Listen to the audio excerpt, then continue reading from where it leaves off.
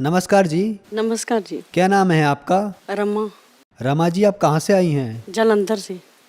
बहन जी, संत रामपाल जी महाराज से नाम दीक्षा लेने से पहले क्या आप कोई भक्ति साधनाएं भी करती थी? मैं शुरू से ही बचपन से ही 89 से ब्रह्मा कुमारी में जाती थी। वहाँ मेडिटेशन करते थे, खुद ही प्रयत्न करते थे अपने आप को एक सोल समझना, बॉडी से डिटैच होना, बस वही करते थे। फिर आप संत रामपाल जी महाराज की शरण में कैसे आईं? एक बार मैं टीवी देख रही थी, हम तो पीस ऑफ माइंड चैनल देखते थे। एक बार ऐसे चैनल घुमाते घुमाते घुमाते साधना चैनल आ गया। वहाँ गुरुजी बता रहे थे कि ये 3 पुरुष हैं, कशर पुरुष, अक्षर पुरुष और परम अक्षर पुरुष। तो मैंने वो देखा, मुझे बड़ा अच्छा लगा। सिर्फ यही सीन देखा था और नीचे आ रहा था कि ज्ञान गंगा मंगवाने के लिए। तो मुझे शुरू से धार्मिक पुस्तकें पढ़ने का शौक़ था। तो हमने, मेरे हस्बैंड आए तो मैंने वो नंबर दिया कि जहाँ फ़ोन करके किताब मंगाओ। वहाँ से हमने किताब मंगवाई, 15 दिन किताब पढ़ी। उसके बाद मैंने कभी ब्रह्मा कुमारी में नहीं गई। ज्ञान गंगा सारी पुस्तक पढ़ी, उसमें सारा बताया हुआ था कि ब्रह्मा को कैसे अभिशाप मिला था। दुर्गा ने कहा था कि तुम्हारे वंशज जो होंगे वो पाखंड करेंगे, तो दुनिया के सामने अच्छा बनेंगे, और बीच में सारे पाखंड। तो ये सारी डिटेल जब मैंने अच्छी तरह पढ़ी तो मैं वहाँ 22 साल वहाँ रही। उसके बाद मेरा बिल्कुल भी मन उधर से उठ गया। और इसमें सारा बताया था कि जे ओम अक्षर है, सारा गीता गुरु जी का सारा पूरी डिटेल बताई हुई थी कि गीता ज्ञानदाता कहता है कि मेरा एक ही अक्षर ओम अक्षर है, उसी साधना, और वहाँ ओम की ही साधना करवाते थे। इसलिए मैंने वहाँ छोड़ के फिर हम बरवाला गुरु जी के पास गए, वहाँ से नामदान लिया। आपने बरवाला के अंदर कौन से संत से नाम दीक्षा ली? संत रामपाल जी महाराज से। संत रामपाल जी महाराज से नाम दीक्षा लेने के बाद आपको क्या क्या लाभ मिले? मुझे बहुत सारे लाभ मिले। पहले जब मैं स्टार्टिंग पे वहाँ गई तो वहाँ उन्होंने एक पुस्तक दी, वहाँ लिखा नित्य नियम करना, वो करना। मैंने कहा ये तो मैंने सारी ज़िंदगी नहीं की ये पाठ, तो कैसे करूँगी।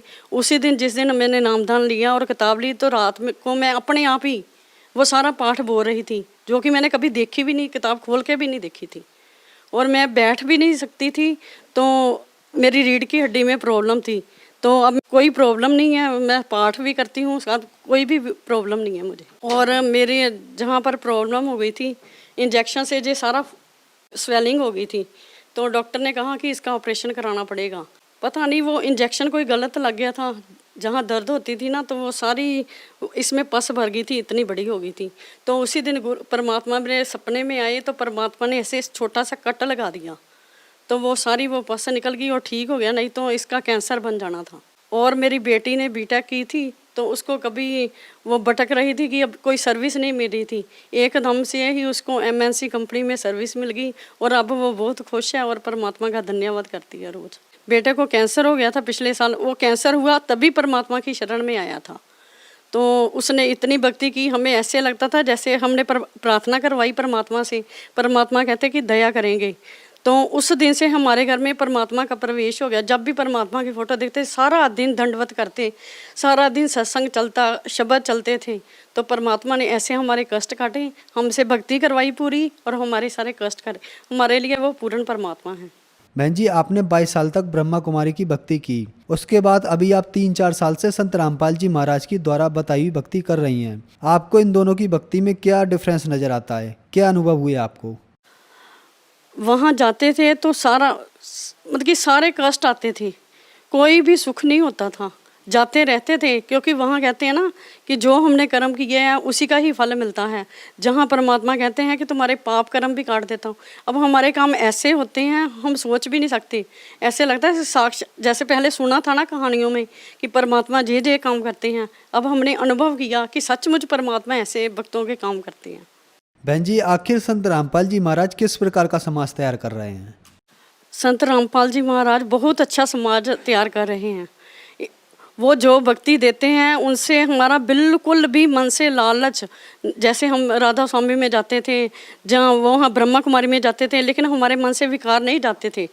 लेकिन जहाँ आने के बाद हमारे मन में बिल्कुल भी किसी से कुछ भी लेने की या देने की कोई भी इच्छा नहीं है। एक नशा मुक्त समाज संत रामपाल जी महाराज तैयार कर रहे हैं, जो सारे समाज का कल्याण होगा, क्योंकि वो सारे समाज को सच्चाई बता रहे हैं। वो तो सच्चाई बता रहे हैं कि जे सच है, जे देखो मैं अपने आप से कुछ नहीं कह रहा। जे सारे कबीर सागर में गुरु नानक देव जी ने सब कुछ जो कुछ बताया वही बता रहे हैं, अपने मन से कुछ नहीं बता रहे। तो जैसे हम राधा स्वामी में भी जाते थे तो वहाँ पूरा कबीर साहब का भी बताते थे, लेकिन पूरी डिटेल नहीं बताते थे।